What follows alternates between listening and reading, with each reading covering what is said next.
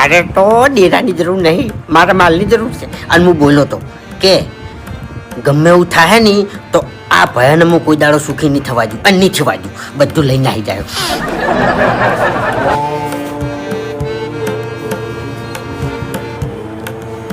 કે ખેગારજીના ડેરા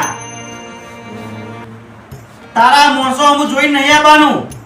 મારી શરમ ભરીને આ કોઠે હાજરી આવવાની છે. હવે વધારે વાત ના જોરાવશો તમે. આય માં આય.